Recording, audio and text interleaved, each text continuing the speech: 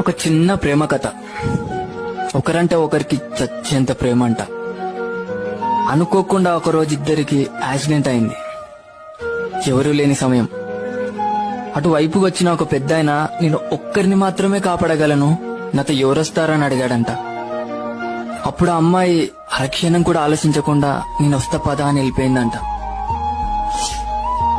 అబ్బాయి చనిపోయాడు. పైకెళ్లి దేవుడితో దీనంగా ఇలా అడిగాడంట, ఒకరంటే ఒకరికి చచ్చేంత ప్రేమ నా గురించి అరక్షణం ఆలోచించకుండా అలా ఎలా వెళ్ళిపోయింది అని అడిగాడంట. అప్పుడు ఆ దేవుడు అన్నాడంట, నే పంపించిన పెద్దాయన కూడా అమ్మాయిని ఇలానే అడిగాడంట. అప్పుడు తాను ఇలా అనిందంట, నేను చనిపోతే వాడు జీవితాంతం ఏడుస్తూ నరకం చూస్తాడు, నాకది తెలుసు. వాడు బ్రతికుండగా నరకం చూస్తుంటే నీ స్వర్గంలో ఎలా సంతోషంగా ఉండగలను. అందుకే ఆ నరకంని తీసుకొని స్వర్గాన్ని వానికి ఇవ్వాలనుకున్నా అనిందంట.